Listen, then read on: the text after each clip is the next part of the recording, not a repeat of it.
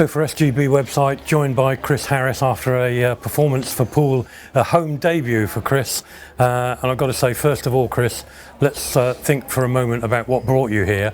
A worst case scenario, really, to see a club go down, and it must have been a worry for you.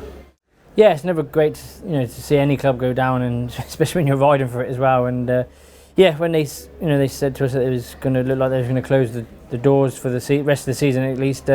Yeah, it was worrying times, So, but luckily for me that Poole was not making changes, but needed to make a change because obviously Lena's stepping away.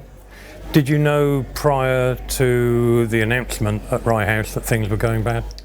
You sort of, most clubs are always a few meetings behind paying, but when you get up to like 9 meetings, you start to worry, and every week we kept asking the question. But when you didn't sort of get any response, and that you do start to worry, but you don't think the worst. There was a bit slow towards the end of last year, but we all got paid, and actually you just think, they're paying in a minute, and you just concentrate on your job. But unfortunately, it didn't happen. I guess the turning point came when you started cancelling meetings. Yeah, when they sort of cancelled meetings, it was starting to worry then, and then the old brain started thinking, now maybe things aren't looking good. It sounds like you didn't know much more than the fans, because the fans were saying they were being kept in the dark, and to a large extent the riders didn't know much more. No, we didn't have a clue really, and to be honest, we still don't know what's happening. We're still waiting on payment, so we're waiting to see what happens. It's in the BSB hands now at the minute, so yeah, we just have to just wait. I said a moment ago in our Poole press conference that it's probably come at a great time in your career as far as coming to Poole is, and I know that you've had a relationship with Matt where you've joked about coming to Poole in the past, but it's finally happened, and as I say, the timing's just right. Yeah, me and Matt always has a talk, especially near the end of the season when I've been in pretty much every playoff I think for years. So every time I come down here, he keeps saying, you're going to be a Poole pirate one day, and I'm going to get you in next year. And obviously, it sort of never happens with with numbers and averages, and obviously he's got his own assets which he's got to use first, really, I suppose, to build your teams. But yeah, it was. You do think, I always enjoyed riding Poole over the years, and you always think, I would like to have one day there just to be a home rider to make it a bit easier.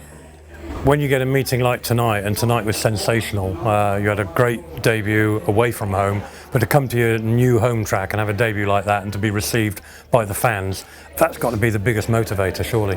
Yeah, to be fair, the fans have always been good here. They've always given me a warm reception, and tonight was even better, say, because of being a home rider, and hopefully they can keep coming out in force to support us. Without the fans, there is no club, and I know Matt's probably had a lot of stick over the last few years, but he's the man that's kept the club going all these years. So yeah, we just need the fans to keep coming behind us. There's nothing better than, as a rider, seeing a big crowd out there. You don't want to be riding out in front of 20 people. You need the atmosphere. That what lifts the riders. The fans out there. You're our extra rider. Tonight it seemed to grow and grow, because as the team got better, the fans got more involved, and one fed the other, and it got to fever pitch towards the end. And does that feeling spread into the pits when the fans are getting motivated like that? Yeah, if the fans are cheering and you hear the air horns, it does lift you. It's like we're having good team spirit. The team spirit is getting better. So it's only my second meeting and that, but I can feel it being the old rider of the team. I can feel that there's good team spirit there, and there's always a lot of pressure at clubs, especially at Poole, because they've won so much. The fans expect it, and we need them to be behind the team, even if riders do have a bad race or a bad meeting. It's not for want of trying, and if they can get behind it, you'll be surprised how much that can lift the rider if he's having a bad night, and you can get behind that rider, because there's ones that are struggling that you need that extra cheer and the extra backing, not the ones that are out winning all the time. They're the ones that have got to work in, but it's the ones that are struggling. It's the ones where we need to push.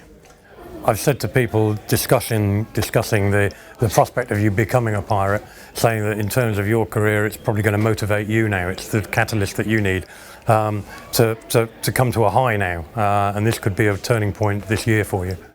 Yeah, every race I go out and I give 110, but yeah, Poole's always been a track I've always wanted to have as a home one, really. Obviously with the connection with Coventry over the years, it would have never worked. But yeah, it's I'm pleased to be here now, and hopefully it can be a start of a good relationship for a few years. I'm not a rider, as you know, that sort of likes to move around every year. I was at Coventry for so many years, and yeah, once I'm settled, I like to stay in that one place. And if I can perform well here and maybe a team spot for next year, whatever happens in the league, we'll have to see. Well, judging by tonight, I know the fans have certainly forgiven you for the years as a B and for taking that title in 2010. I think admiration would be more a description of how they feel about you now. You've always said Poole is a favourite track, and you've enjoyed riding here and you've done well here. What makes it so good?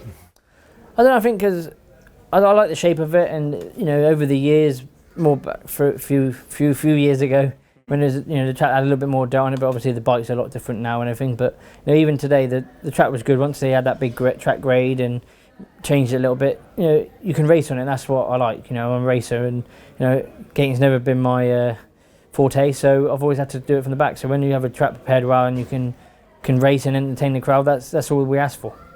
Going back to the start of the conversation, really. The state of UK Speedway is in crisis, and your Speedway Star article was quite revealing about your feelings about that. There's no one more qualified to talk about the UK Speedway. You've ridden at every level, and you've ridden in the Grand Prix. I know that you haven't got a magic answer or a formula for it, but you share our concern, obviously. Yeah, definitely. I'm a Speedway fan like everyone else, and that's what we are here. But yeah, it's not good to see the state it is in. Something really in the winter really needs happening at the AGM, and a real good shake-up.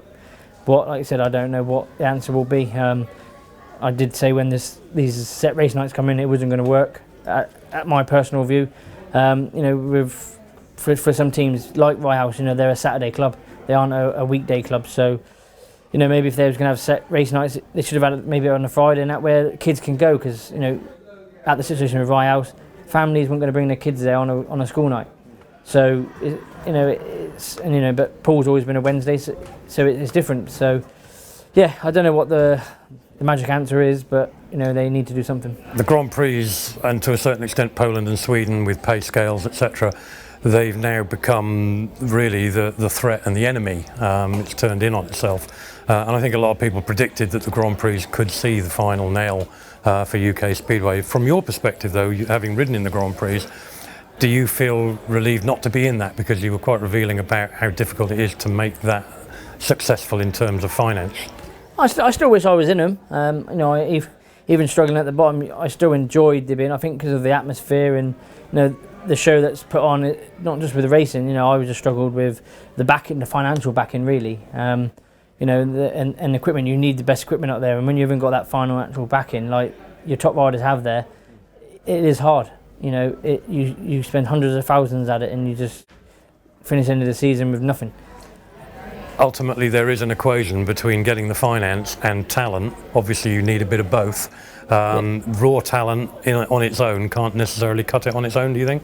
No, obviously you can have as much talent as you want, but if you can't have the backing, and vice versa, if you ain't got the backing but you've got all the talent, you need that equipment. So yeah, it's a combination of finding everything, really, of the right setup, getting the right people around you, and yeah, it is hard, and like I say, with Poland, the money out there is ridiculous what them top riders are getting, and I was never lucky enough really to get that at that top level of pay schedule. What they're getting now is thousands, and you can see why they don't want to ride in England.